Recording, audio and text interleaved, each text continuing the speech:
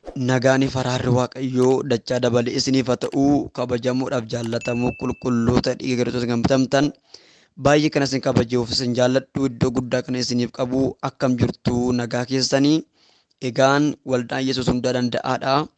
Har'a egaa sagantaa dhumaa guyyaa arfaffaa ta'eyyuu guyyoota sadan darbeef Waaqayyoo sagantaa konfireensii guddaa kana keessatti waldaa kana keessatti waan ajaa'ibaa waan dinqisiisaa hojjechaa turuusaa wal nu gaafachiisu. Soorata gaarii nyaata baay'ee nama quubsuuf sagalee jireenya utubee nama dhaabu Waaqayyoo gidduu keenyatti nuuf dhangalaasee ittiin nu sooraa tureera. Maqaasaa haa kabajamu.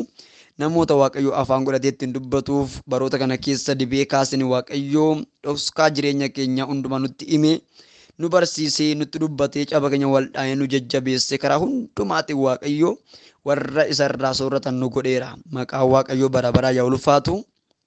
Egaani har'a guyyaa dhumaa yoo ta'eyyuu kadhannee yeroo itti nagaa walitti dhaabnee gargar deemnu yoo ta'eyyuu biyya jirruuf bakka jirruuf haala jirru keessatti Kiristoos adda baanee jiraachuun keenya waan hundumaarra waan caaluudhaa fi dirreen irra jiraannu utuu nu daangessiin biyya alaa keessa haala mijatuuf hin mijanne keessa dhaabbannee dhugicha isa birbaduu nama baasu Yesuusin qabannee haga dhumaatti dhaabbachuu kan dandeenyu Waaqayyo hundumaa keenya gargaaru. Haaleluyyaa. Egaa kaleessa dubbadheera har'a jechaan qabu kan namaan hin jenne fuulli isaa kan namatti hin gurraachoofne lakki anoo kanaan booda'oo si dadhabeera sinuuffira kan nuun hin jenne yeroo hundumaa sagalee haaraa jecha haaraa ulfina haaraa qabate ganamaatti kan dhiyaatu Yesuus Kiristoos nu wajjin waan jiruu fi yeroo isa kanattis ganama kanattis fuula Waaqayyoodha barbaaddannee ayyaana Waaqayyoodha keessa of gashineetu waan Waaqayyo nuun jedhu dhaggeeffannaa. Waaqayyo sagalee qaba saba kanaa waan ta'eedhaaf. Haaleluyyaa. Ati jabaadha guddaan akka keetiin jiru dubbatti dhageessifatta gaafa dubbattu immoo du'aas jala owwaata mootii bara hundumaa mootii jiraattu guddummaan kee jabinni kee bara hundumaa kan itti fufee jiraatu waaqaaf lafarratti ulfinniif galanni guddaan siif haa ta'u. Hafuura kennu sooraa sagalee kennuuf ergaa turuu kee beekamaadha. Har'as jecha qabda sagalee fixxeen beektu gola kee waan haaraa jira dhaloota kanaaf sagaleen kee waaqarraa haa dhufu. Humni kee waaqarra nu haa gargaaru. Maqaa keef jennutti dubbadhu. Maqaa kee maqaa gooftaa Yesuusiin. Ameen. Kutaa macaafa qulqulluu keessaa meeseejii guyyaa har'aaf wal biraa qabnu sagantaa kana keessatti waliif dhaamnee nuti adeemnu kutaa macaafa qulqulluu keenya keessaa ergaa warra Efesoon boqonnaa 4 lakkoofsa 17 irraa kaaseen dubbisaa asumarraan dudubbadheen isiniif kadhadha. Ergaa warra Efesoonitti barreeffame boqonnaa 4 17 irraa. Egaa si'achi akka warra saba Waaqayyoo hin ta'initti yaada waa'ee hin baafne duukaa buutanii akka hin jiraanne maqaa gooftaatiin cimseen isin gorsaa jedhe. Mata duree akka jiru gubbaarratti dubbadhaa isa waa'ee baasu wajjiniin adeemi. Isa waa'ee baasu wajjiniin adeemi. Waa'ee baasu jechuun maalidha? Dhimma baasu jechuudha. Waan dhimma baasu, waan gatii qabu, waan kiiloo qabu, waan dubbatee fiixan baasu, waan gatii qabuu fi waan ulfina qabu jechuudha. Isa waa'ee baasu wajjin adeemi. Phaawulos yeroo warra Efesoonitti dubbatu egaa si'achi kanaa booda jechuudha itti lallabee barsiisee gorseetu egaa si'achi jee dubbisa guduunfuu barbaadu. Warra saba Waaqayyoo hin ta'initti yaada waa'ee hin baafne duukaa buutanii akka hin jiraanne maqaa gooftaatiin cimseen isin gorsaa. Isaan sammuun isaanii dukkaneeffameera. Eenyu warri biyya lafaa ta'an warri gooftaa hin beekne warri qalbii isaanii duukaa yaada isaanii duukaa miilla fudhanii wajjin adeeman warri sagalee dhugaa dhaga'uu irra gurra isaanii cuqqaallatanii sagalee dhugaan ta'e duukaa walii gadee fiiganii isaan waa'ee dhugichaa waa'ee qajeelummaa waa'ee ulfina Waaqayyoo waan hin beekneef sammuu isaanii itti dukkaneeffameera. Sababii Waaqayyoon beekuu hin barbaanneef sababii mata jabina isaaniitiifis jireenya isa Waaqayyoo kennu keessaa gadi baafamaniiru jedhe. Dhaggeeffadha. Sammuun namaa yoo dukkaneeffame namni wanti inni yaadu waan hamaa bichaadha. Waan ammeenyaaf isa si'eessu bichaa yaada. Gaafa sammuun namaa namatti dukkaneeffamu qalbiin namaa hin joonjaa. Karaan namoota baay'ee bu'aa bayeetti baay'ata. Lapheen namoota baay'ee keessa jibbatu guuta. Kanaatiif sammuun namatti dukkanaa'ee jenne namni waan hojjetu hin beeku, waan haasa'u hin beeku, waan lallabu hin beeku, waan jiraatuuf hin beeku. Abbaanuma argee farka laachaa laphee laachaa jiraata jechuudha. Kanaatiif nuti garuu warra sammuutti dukkaneeffamu osoo hin taane warra sammuu keenya nuuf waan ta'eef Waaqayyo jabeesseetu iyyuu nutti dubbachuu barbaada. Isaan waan waa hin baasne duukaa waan bu'aniif sammuu isaanii waan dukkaneeffameef sababii mata jabina isaaniitiif isa waaqayyo kennu keessa gadi baafamaniiru. Maal jireenya waaqayyo namaa laatu jireenya bara baraa keessa ulfina bara baraa keessa sammuu isaaniitti dukkanaa'ifamee sababii mata jabina isaanii waaqayyoon tuffatanii isa dhaga'uu dhiisanii fedha mataa isaanii duukaa biyya lafaa duukaa bu'anii fi jireenyicha keessa harka qabamanii gadi baafamaniiru. Namni waa hin baasne duukaa adeemu jireenya bara baraa keessa gadi baafama. Harka baafamee harka qabatamee gaafa jireenya bara baraa keessa gadi baafamu du'atu isa eega jechuudha. Waaqayyo jireenyatti nu hambisu. Namni jireenya bara baraa keessa gadi baafamee jechuun allaqee dhumee fira. Abiddicha bara baraa duukaa jiraata jechuudha. Raammoo nama duunetu nama nyaata. Abidda namarraan dhaamtu nama gubaa watwaatni dhaabboo'ichaan jiraatu jechuudha. Jireenya bara baraa keessa ba'uu warri barbaadanii waaqayyoon tuffatanii boqu jabina isaaniitiin mata jabina isaaniirraa kan ka'e addaggee ta'anii jiraatu. Warri gooftaa safeeffatan, warri laphee isaanii gooftaa sodaatu, warri jireenyi isaanii, gaa'elli isaanii, aasa isaanii, uffannaa isaanii, akki deddeebi isaanii gooftaa safeeffatu jireenya tafanii gooftaa wajjin jiraatu. Namni harka qabee jireenya keessa gadi isaan baasu hin jiru. Warri waan baay'ee hin baasne, waan dhimma hin baasne wajjin adeeman garuu jireenyicha keessa gadi baafamaniiru jedhe. Isaan maal gadi baafaman laata? Tokko isaan of qabuu dadhabanii jireenya gadhiisitti of kennaniiru jedhe. Of qabuu, of to'achuu, koontirool of gochuu kun cubbuudha. Kun waaqayyoon sodaa, kun waaqayyoon hin jaallatu, kun waaqayyoon jibba jedhanii of safeeffachuu, waaqayyoof safuu laachuu dhiisuu isaaniirraan kan ka'e sababii mata jabina isaaniitiin utuma beekanii cubbuutti kan kufan danuun isaanii waan waaqayyoon jaallanne duukaa bu'anii jireenya gadhiisii, jireenya xuraa'ummaa, jireenya namaaf hin taane, jireenya gooftaa wajjin nama jiraachine duukaa waan bu'anii fi isaan jireenyicha keessa gadi baafamaniiru. Wanta nama xureessu hundumaa in hojjetu hin ga'as hin jedhaniidha. Dhaggeeffadhaa. Isaan of qabuu dadhabanii jireenya gadhiisitti of kennaniiru. Wanta nama xureessu hundumaas in hojjetu hin ga'as hin jedhan. Hin ga'anan deebi'an jedhan. Bakka gara waaqayyootti hin deebi'an jedhan. Nissaa galuu hin barbaadan. Qalbii geeddarachuu hin barbaadan. Fuula waaqayyootti deebi'uu hin barbaadan. Waaqayyoon kadhachuu hin barbaadan. Karaa waldaa keessaa dhaquu hin barbaadan. Hin quufan hin ga'an jedhan. Har'a cubbuu biraa, bor cubbuu biraa. Har'a yakka biraa, borummoo yakka biraa. Har'a waan biraadhaaf haala mijeeffatu borummoo haal duree haala mijeeffachaa bulu. Hin ga'as hin jedhan. Saamanii hin quufan, ijjanii hin quufan, sobanii hin quufan, atanii hin quufan, hamatanii hin quufan. Biddeenuu yoo baay'ate koo nama quubsa, dammiyyuu yoo garmalee namatti baay'ate koo hin gifgif nama godha yookiis immoo namatti hin tolu. Jalloonni garuu cubbuu hin ga'an jedhan. Keessa gangalatu dhagna isaaniitti baraniiru waan ta'eedhaaf hin ga'an jedhan. Isaan waa hin baasne duukaa bu'anii jireenya keessa gadi baafamaniiru. Isin garuu jee lakkoofsa 20 Kiristoosin akkasitti hin barre jedhe. Akka warra biyya lafaa kanatti, akka warra xuraa'oo kanatti, akka warra gadhiisa jiraatan kanatti akkasitti hin barreessin. Silaa waa'ee isa dhaga'uun keessan akka dhugaa isa Yesuus keessa jirutti maqaa isaatiin barsiifamuun keessan hin oolle jedhe. Silaa waa'ee dhugaa dhaga'uun keessan, waa'ee Yesuus jiraachuu isaa maqaa isaatiin barsiifamuun keessan hin oolle jedhe. Hin oolle barsiifamtaniitu Yesuus akkasitti hin barreessin. Akka warra kanatti hin barreessin. Yaada namummaa moofaa isa dur ittiin jiraachaa turtan isa kajeella nama gowwoomsuun manca'e of keessaa baasaa jedhe.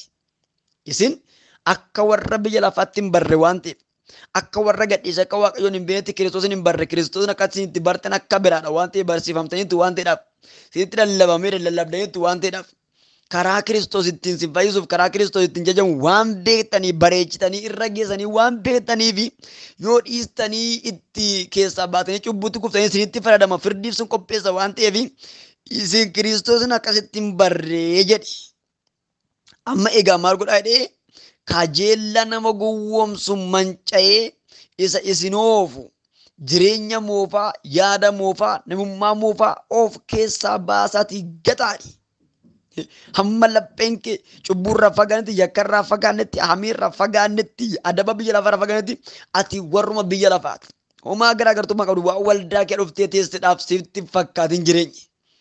Waan miseensa waldaa taate kurnoo kafalachaa jirtuuf, waan lakkoofsa bilbila keedha waldaa kee jiruuf, waan yeroo wanti hundumtuu asirraa darbu lakkoofsa keera bilbila keerra seenuudhaa fi hamanaa qorraa bida, amantuu qorraa bida ofiin hin jedhin. hamma dubbii dhugaa of keessatti hin guddisnetti hamma raacatii sammuu uffatan of keessa xaladdee axoofteen balleessinetti ati dhugicha duukaan bu'e jettee of gowwoomsuun kee waa'ee siif hin baasu. Hafuura yaada garaa keessanii keessattis ariifama. Isa irra keessa bichaa miti. Yaaduma garaa keessan keessattuu of aaressaa hafuura keessan abdeet godhaa. Moofa'eera waan ta'eef hafuurri keessan. Baay'ee moofa'uu darbee hafuurri keessan keessatti kufeera, cabeera, du'eera yuuti waan ta'eef. Dhaqaa isa aareeffadhaa. Kan namaa maal gootaa miti. Kan kee aareeffadhu. Kan namatti koo qabuun isa dhiisi boodatti deebita. Kan kee lafaa kaasi. Mudaa namaa dhiisi. Kan keeyyuu baay'eedha. Bukoon keeyyuu baay'eedha. Sannaqii hafuuricha aareeffa'uu dammaaf kadhu hafuuricha. Namummaa aaraa isa qajeelummaa fi qulqullummaa dhugaatti fakkaatti waaqayyoottis uumamee uffadha. Tokkoffaa namummaa haaraa. Lammaffaa isa qajeelummaa. Sadaffaa isa qulqullummaa. Arfaffaa isa dhugaatti. Shanaffaan waaqayyotti isa fakkeeffame uffadha. Baasaa ka arra bututtuu keessan. Moofaa kan ofirraa baasaa. Isa karaa sana hin kuchisiinu sana. Isa borsanii dhumu sana. Moofaa abaarsa sana. Moofaa hamii sana. Baasaa ofirraa. Namummaa isa kan Kiristoos uffadha. Namummaa haaraa. Qaama haaraa. Hafuura haaraa. Nama haaraa ta'a. Nama haaraa. Isa qajeelummaatti nama jiraachuu sana uffadha. Qulqullummaa isa of keessa qabu sana. Isa jireenya dhugaatii nama jiraachuu sana uffadha. Waaqayyoon amanadha.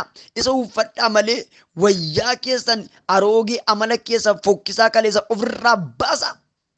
Simman caasa waan ta'eef namummaa haaraa isa kan Kiristoosin uffadhaadha sagalee waaqayyoodha. Kanaafis namni adduma addaan dhugaa namatti haa dubbatu. Nuyi bu'aa dhagna waliiti waan ta'eef. Somnee wal tossobnee abdatti wal geessuu caalaa dhugaa jirru walitti himnee cabsinee wal unkiteessinee wal fayyifachuun keenya waan guddaadha. Utuu karaa badiisa jiraachaa jirtuudhaan ulfinatti baay'ee ta'uu siin jedhee ati gara badiisatti deemaa jirti gatiin keenya irraa barbaadama. Kanaafis sagalee waaqayyoodha. Adduma addaan namni hundumtuu dhugaa walitti haa dubbatu. Bakka sobaa wal gowwoomsuun haa ga'u. Sobanii walitti raajuun haa ga'u.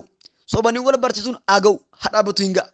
Sobanii wal barsiisuun sobanii karaa sobaarra wal buusuun sobanii bineensaaf du'aaf wal mijeessuun haa dhaabbatu firoota koo.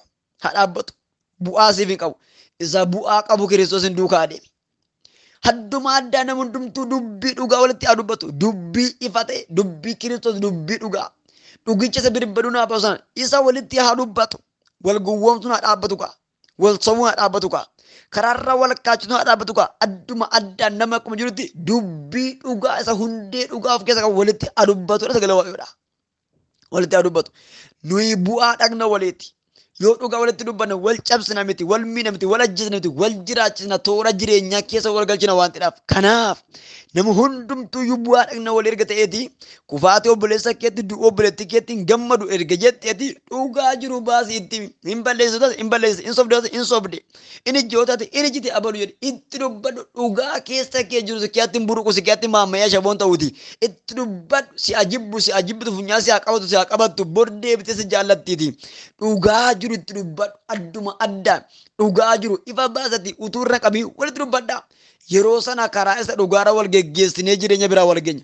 Hamma kan hin taate walitti kuudhaa, walitti muudaa, walitti wakabaa dabarra yoo taane keellarra ga'anii qabamuun jira waan ta'eedhaaf. Dubbii dhugaa walitti dubbannee karaa dhugaara walaa geggeessinu. Waaqayyo yaada akkasii nuuf laatu. Yoo aartan iyyuu aariin keessan gara cubbuutti isin hin geessin. Utuma aaritti jirtanii aduun isin duraa hin lixiinidha. Yoo aartan iyyuu aariin keessan gara cubbuutti isin hin geessin. Utuma aaritti jirtanii iyyuu aduun isinitti hin dhiin. Kana jechuun dafaa dhaqaa nama dhiifama godhaafi. Utuu aduu hin lixiin. Obboleessa kee miite ta'uu taate, obboleettii kee miite ta'uu taate, utuu aduu sitti hin dhiin dhaqee obboleessa kee dhiifama gochuu bari. Obboleettii kee. Natu ishee gabbaraa, natu ishee ashkaraa jechuu dhiisitii dhaqee dhiifama godheef karaa mootummaa waaqayyootu karaa akkasiiti. Balbala mootummaa waaqayyootu karaa sana ba'a. Isa si yakkeef dhaqii dhiifama godhi. Utuma miidhamtuu dhaqii dhiifama godhi. Utuma ba'aan sirra jiru. Utuma waraanamtuu dhaqii dhiifama godhuu fi jaalladhu karaa mootummaa waaqayyootu karaa akkasiiti. Qajeelummaa duuka warri bu'an akkasitti hojii waaqayyoo hojjetu waan ta'eedhaaf. Ittiin dhiin aduun boru waan itti lafti baruu hin beektu waan ta'eedhaaf. Boruun naqee torbee kan naqaa ji'a kan naqaan ayi baaliif hin jedhamu. harraa keenya beekna malee boruu keenya hin beeknu. Boru waan ta'u hin beeknu. Aduun arra ba'u boruuf nuuf ni fuusin jedheera. Arri arrumadha. Kanaaf guyyaa irratti fayyadamuun ga'ee koof ga'ee keessan ta'a. Kan hin taane yoo taane guyyaan boruu waan baate dhufu hin beeknu. Yookiin du'uu dandeenya. Yookiin dhufaatu waaqa dhufuu danda'a. Hin beeknu waan ta'anu. Har'a beellama qabuun hin barbaachisu. Siyakkee dhiifama gochuudhaaf beellama qabuun qacaroo qabuun hin barbaachisu. Ayibbaalem. Har'uma bilbilii obboleessa keessa miiteef. Obboleettii kee ishee baddalteef yoo qaaman dhagamate immoo qaaman dhaqiti sin baddale obboleessa koo obboleettii koo dhiifama naa godhi baay'ee si yakke dhiifama jedhiin dhaqi dhiifama gaafadhu oo danda'ame miila isaatti miila isheetti kufi dhiifama godhiif waaqayyotu iyyuu karaa dhugaarra gaafa nama geggeessu daandii akkasiirra gaafa nama geggeessu dhiifama gochuu akka nuti barbaannu barbaada waan ta'eef. Yaa utuu aduu sitti dhiin isa yakkiteef warra sagalee kan dhagaa jirtan kanatti isin xumuruudhaan raajii adda biraan qabu. Waaqarraa gadi bu'ee waan isin dubbatu tokko iyyuu hin qabu ani. Wanti dhufee harka si galu tokko iyyuu hin jiru. Yoo wanti barbaade harka naa galu guddachuun barbaade jijjiiramuun barbaade ootte karaan guddinaa, karaan milkaa'inaa, karaan ulfinaa, karaan ce'umsaayii dhiifama gochuu kee jira obboleessa obboleetti. Kana dubbiin jiru. Warra si yakkaniif dhaga'aan jira hoo jettee bilbiliiti ammoo si keendima dhagaartu kanatti achuma dhaabbachiisa sagalee achuma dhaabbachiisiti homaa rakkoon qabutti fuftee dhageeffata. Si yakkiira dhiifama naa godhi jedhi. Sagalee kana jabeessa kan dubbadhuuf namoota wal nyaachaa walii wajjin waldaa kee jirantu jiran jedha afur waaqayyoodha. Namoota obboleessan odaa obboleettiidhaan odaa, obboleessis obboleettiidhaan odaa, namoota wal nyaachaa bula du'aa walii qotaa, namoota wal amachaa wal jaji'aa, namoota wal miidhaa gidduu kana ta'antu jira. Lapheen isaanii wal mammadeessira, afaan isaanii wal mimmiidheera jechaa afur waaqayyoodha. Kanaaf dhaloota kun amma dhiifama waliin goonetti rakkinni isaanii yaaddoo isaanii itti fufa jireenya isin qabannaan jedhe. Yoo dhiifama godhan garuu ulfinni isaanii ariifatee isaanii hin dhufa karaa milkaa'ina achirraan hin dhufaaf naan jedha afurri waaqayyo. Raajiin koo isa kana kan koommoo.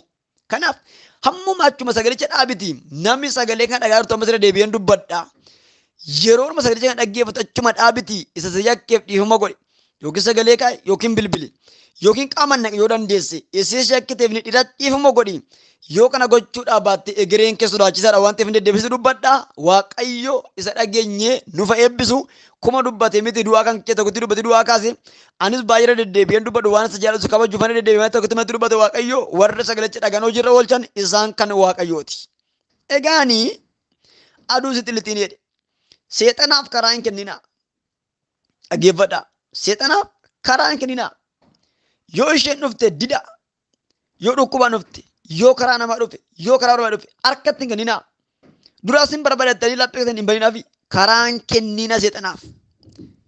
Itti cufaa karaa seexanni ittiin guddina ishee babal'ifatu karaatti seexanni ishee mana ishee jaallattu karaatti seexanni laphee namaa boojisu qalbii namaa boojisu itti cuccufaa karaan baninaa fi iddoon laatinaa fi balbala baninaa fi sammuun kenninaa fi lapheen kenninaa fi balbala laphee seexanaa fi kenninaa ofirraa ifadhaa ofirraa fancisaa hojii seexanaa buqqee dhaqee hin tuttuqinaa.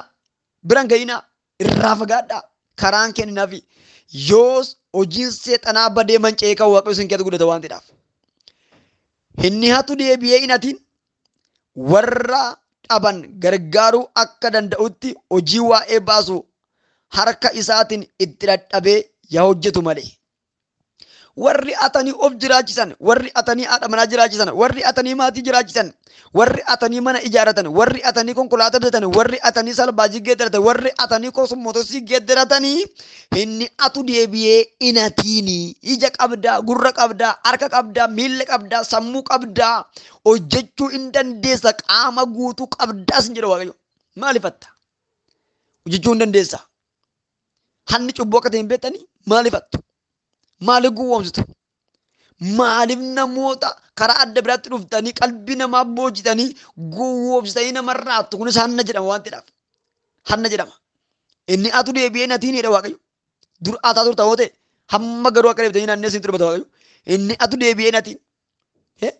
Namni waan dhimma baasu waan waa'ee baasu itti dhama'ee hojjetee ormoota fiyyoo akka ta'utti haa hojjetu malee jedha sagalee waaqayyo. Dubbii dubbii gargaaruu yeroo barbaachisutti kan cimsu dubbii gargaaruu yeroo barbaachisu kan cimsu warra dhaga'uufis ayyaana kan kennu malee dubbiin hamaa afaan kee keessaa hin bahin. Sitara dullaa fudhattee ol kaatee dibata namaa cabsuudhaaf kenna nama keessatti ajjeesuudhaaf mul'ata namaatti dhoqqee dibuudhaaf erga nama gurraachisuudhaaf urqaa osoo hin taane dubbii cimsu malee dubbii gargaaru malee dubbii isa gaarii waan gaariitti cimsee jabeessee ulfinaan ga'u malee dubbii ammeenya namarratti dubbachuudhaaf arraba keessaa qatiin jedha sagalee Waaqayyoo. Kanaaf hamattoota warra namarratti kaatan warri maqaa nama gurraachisitan warri laphee namaa miitan warri dibata namaatti cubbuu dhoqqeetti dibdanii gurraachisitanii cubbuu keessa galchitan warri nama boochistan warri dhugaa namaa awwaaltan warri arrabi keessan ankaasqee ta'e nama waraanu qoraatee ta'e nama miidhu warri arrabi keessan hamaa adabachuu hin dandeenye na dhaggeeffadha. Nama tokko gargaaruudhaaf yoo si barbaachise dubbii deeggaru dubbii cimsu malee dubbii nama sana karaa dhaabbachiise ofirra naannessu hin dubbatina jedha sagalee Waaqayyoo. Afaan keessan keessa wanti hamaan hin ba'iin jedha Waaqayyo arraba keetti eegduu siif ramadu ganama kana. Hafuura Waaqayyoo isa qulqulluu isa guyyaa fayyinaatti itti mallatteeffamtan hin gaddisiisinaa jedha sagalee kun. Dhaggeeffadha. Hafuura qulqulluu hafuura Waaqayyoo isa guyyaa fayyinaatiif itti mallatteeffamtan oo keessatti hin gaddisiisinaa. Hiddoon dhoowwatinaa hin dallansiisinaa hin aarsinaa. Hafuurichi guyyaa fayyinaatiif akkasiin itti mallatteeffamtaniidhaaf ittiin dibamtan fayyinaan malee ayyaanichi isiniif kenname kun eebbaan malee guddinaan malee akkasiin of keessatti gaddisiiftanii iddoo dhoowwattanii gad ba'e nagaa kanaa booda jettanii iddoo dhoowwattanii miti. Of keessatti akkasiin gaddisiiftanii hin barbaadu. Hafuurri isin qabu sun keessatti gaddee jennaan miidhamni keessan dhiyoo jira. Hafuurri isin qabu sun keessatti dallanee jennaan hafuurri amma isinitti ol duudee isin ciratee isin nyaata. Kanaaf hafuura isin keessa jiru kunuunsa qaba. Ergaa isin keessa jiru guddisaa miilatti godhaa. Ergaa isin keessa jiru jabeessaa mudhiisa jabeessaa utubaa dhaabaa. Amma dhumatti jabeeffadhaa duukaa adeemaa of keessan baasinaa hin gaddisiisinaa. Iddoo kennaa fi ayyaana kana utubaati qabaa dhaabaa. Haaleluyyaa. Hadhaa'ummaan dheekkamsi haariin waci maqaa wal balleessuun amminni hundinuu isin irraa afagaatu. Na dhaga'a ishee kan dubbanee xumura. Tokkoffaa hadhaa'ummaa. Hadhooftee kan nama hadheessitu. Ofii keedhaa hamaa taate kan nama hammeessitu dhaggeeffadhu. Hadhaa'ummaan dheekkamsi utuma homtuu jirii kan dheekkamte kana baartan. Haariin ariifateeruma haarii sammuu keessa ol ba'ee maarshii isaas keessa kaawwatee fuudhee kan siin badu. Waci dubbii waa hin banne wacaa wal wacisiisa kan ooltan. Akka gabaadhaa walii gadee wacaa waldaatti wacaa mana keetti wacaa alatti wacaa kan jiraattan. Dubbii waa hin banne dubbii kiloon qabu fuutanii wacaa wacisiisaa caccacacacaa kan jiraatan dhaggeeffadhaa. Maqaa wal balleessaa kan jiraatan obboleessa obboleettiidhaan firaan alagaadhaan maqaa kan wal balleessitan. Akka walitti dhiyaatetti haantummaadhaan naannoodhaan biyyaan lagaa wal qodanii maqaa kan wal balleessitan. Dhoqqee walitti kan dibdan kan maqaa wal balleessitan kan miidiyaatti wal baastanii poost wal gochaa ooltan dhaggeeffadhaa. Hamminni garaa keessan keessatti hammina kan yaadan abaluun akkasuma godha kan jettan hundinuu isinirraa afagaatu. Indoo kiiloomeetirii isinirraa afagaatudha. Inni isinirraa afagaatu. Abbaatu ofirraa fageessa gaa. Yoo lapheen kee banamaa ta'e dhufee tolduudhaan dhumtu soofaa godhatee si kiyaa ta'a. Yoo lapheen kee isaaf cufaa ta'e karaa kee iyyuu hin ba'u. Sirraa afagaatu jedhe. Hammeenyummaan sirraa afagaatu jedhe. Dhaggeeffadhaa. Hadhaa'ummaa sirraa afagaatu jedhe. Haarii sirraa afagaatu daftee naarini jedha. Waci sirraa afagaatu jedhe. Maqaa wal balleessuun hamminni sirraa afagaatu jechaadha hafuura Waaqayyoo ganama kana. Walitti kan toltan garaas kan waliif laaftan ta'a. Akkuma Waaqayyo karaa Kiristoos cubbuu keessan isiniif dhiisee isinis akkasuma waliif dhiisa. Ishee kana siidhumaa dubbiseen kadhadha. Walitti kan toltan garaas kan waliif laaftan ta'a. Har'a yoo abaluun rakkina akkasiin qaba jedhee isheetti matee rakkina isaa sana bakkee baastee miidiyaatti odeessa kan ooltu baay'eedha. Bulaa shaamarranii gidduu kan jirtan. Ishee shaamarra isa dhiiratu yoo himatte inni dhiiraa abaluun ukkoo akkasnaan jette jedhee kan bakkee baasu baay'eedha. Kana jechuun garaa kan walii laafan nama jechisiisa ree. Walitti kan toltan wal jechisiisa ree. Dhaggeeffadhaa. Dhaggeeffadhaa. Akkas ta'uun irra hin jiraatu. Kan mudaa walii dhosku. Kana yoo abaluun yoo waa himnatti dhufe yoo danda'e yoo gargaare yoo dadhabe immoo yoo dhiise naa wayya malee maqaasa bakkee baasu miidiyaatti abaluu koo kennaa jedhee riyaashin jaatti jorbatti sheer gochuun kuni maqaa wal balleessu tokkoffaadha. Basaasa anda nyaanni kuni. Hadhiinu gosa kana. warra hojii akkasitti ramadamne akka waan mindaa nyaannu halkanii guyyaa irratti dhamaan adhiisnu. Garaa kan walii toltan ta'a. Garaa walii laafa. Rakkina obboleessa gootu agartu, rakkina obboleessa gootu agartu, boo'icha ishee boo'icha isaa agartu, biddeen lamta lafaa qabdu, biddeen tokkitti kennuuf kan dhabdeeti. Gara jabina keerra kan kee obboleessa bukkeetti du'aa kan ooltu. Gara jabina keerra kan kee namni baay'ee si biratti du'aa kan oolu dhaggeeffadha. Garaa kan walii laaftan ta'a. Eenyutu garaa walii laafa yoo ati garaa walii laafa dhaabatte beente eenyutu garaa sii laafa. Diina gidduu hirtaa. Akkuma Waaqayyo karaa Kiristoos cubbuu keessa hundumaa isiniif dhiisee isinis akkasuma waliif dhiisa. Isuma nama dubbadha jechuudha. Cubbuu keessaan walii dhiisuudhaaf aduu isinitti hin dhiin garaa araaraa, garaa dhiifamaa, garaa tokkummaa, garaa jaalalaa Waaqayyo isiniif haa kennu. Yaa Waaqayyo kabajame. Sagaleen kee jiraatadha. Humna hojjetu of keessa qabdaati. Nuti dubbatteetta. Garaa keenya keessa ammeenyummaa qulleessi. Cubbuun nu keessatti wal tuulee, wal dhalee, wal dhalchee nu keessatti kan wal hore. Maqaa Yesuus sa'aatii kanaan booda dhalli cubbuu nu keessa kan harca'ee haa ta'u. Hundeen cubbuu nu keessa kan qullaa ta'u. Laphee saba kanaa naa qulleessi. Laphee agalgaa'ota kanaa naa qulleessi. Laphee gubaa'ee kanaa naa qulleessi. Haa qullaa'ani ganama kana. Qullaa'uu barbaanna. Ammeenyi laphee keenya irra baay'eedha. Cubbuu baay'eetu fuula kee dura jira. Kan keenya tuullasaa baay'ateera.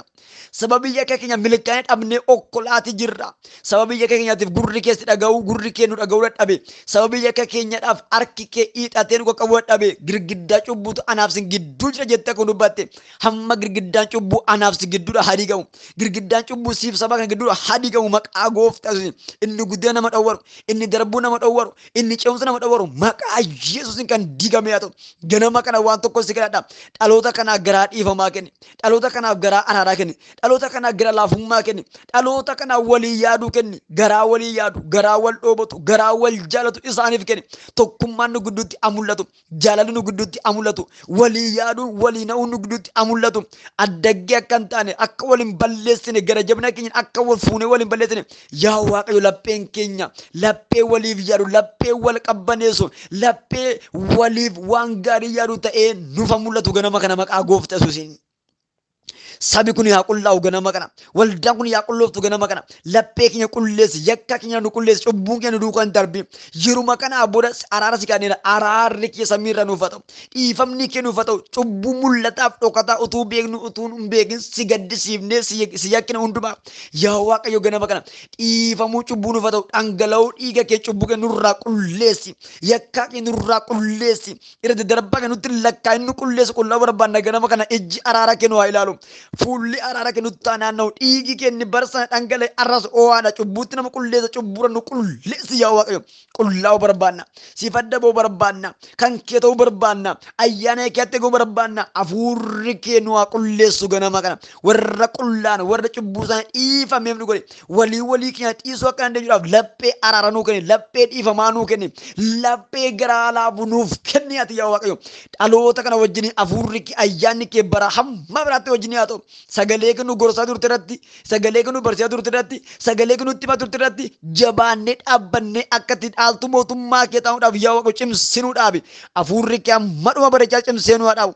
Humni kee humna gaarraa ta'e nu haa jabeessu yaa Waaqayyo. Karaa itti adeemnu, karaa itti sochoonu, maal akka goonu, maal akka taanu hafuurri kee nu barsiisira. Si keessa jiraachaa isa waa'ee baasu si duukaa buunee jireenyicha keessa akka galu ati nu gargaare. Ati dhuguma waa'ee baasta, ati dhuguma dhimma baasta. Siisa dhimma baasu qabannee jireenya dhimma baasu akka dabarru ati nu gargaare. Karaa keerra wanti nu kaachisu manaa bahe nu fuuldura kan konkolaatee haa ta'u. Haleluuyaa. Haleluuyaa. Karaa keenya nu kaachisudha wanti manaa bahe. Daandii keenya mucceessudha wanti manaa bahe. Fuula kee dura nu balleessuudhaaf yakkamaa nu gochuudhaaf wanti bahe. Maqaa Yesuus inni xuraa'atu nurraa gadaabu. Inni yakkamaa sun ergamaa seexanaa bahe Yesuus fuula keenya dura kan diigame haa ta'u. Jireenya keenyarraa, gaa'ila keenyarraa, ba'uu galuu keenyarraa, waldaa keenyarraa, sagantaa keenyarraa kan diigame haa ta'u. Maqaa Yesuus ergamaa seexanaa kan diigame haa ta'u. Hafuurri kee waan hundumaatti nu haa qulleessu. Ganama kana bilisa nu baasi. Qabaa cubbuura bilisa nu baasi. Qabaa biyya lafaarra bilisa nu baasi. Qabaa sababa dhukkuba irraa bilisa nu baasi ergama afuura hamaa irraa bilisa nu baasi fayyinni dhaloota kanaaf haa ta'u fayyinni yoo Waaqayyo dhaloota kanaaf haa ta'u fayyina afuuraaf foonii dhaloota kanaaf kenniyaati ganama kana fayyinni haa ta'u miilla fuutee waldaa gara fuulduraatti adeemtu mul'anni ishee gara fuulduraatti kaayyoo ishee gara fuulduraatti guddinni ishee gara fuulduraatti akeekni ishee gara fuulduraatti atarkaanfatu saba kana wajjiniin ta'i tajaajiltoota kee jira wajjiniin ta'i humni kee bara hundumaa cimseesaa yaa dhaabu dhugaa dubbii kee waan hundumaa kee dhaabbanee dubbachuu akka dandeenyu cimsinuu dhaabi mogolee keenya jabeessi mudhii keenya nuuf jabeessi ayyaana kee waaqarraa gannuu roobsi ayyaana kee waan hundumaa irratti nu moosisu yaa Waaqayyo ati nuuf laadhu yeroo hundumaa warra fuula keetti garraamummaadhaan qajeelummaadhaan ulfinaan mul'atan kee tokko nu taasifadhu guyyaa deebitee dhuftu fuula eegdura nun dhabi ammayatu cimsinuu dhaabi bara baraan maqaan kee ola jedhu maqaa kee maqaa gooftaa Yesuusiin ameen.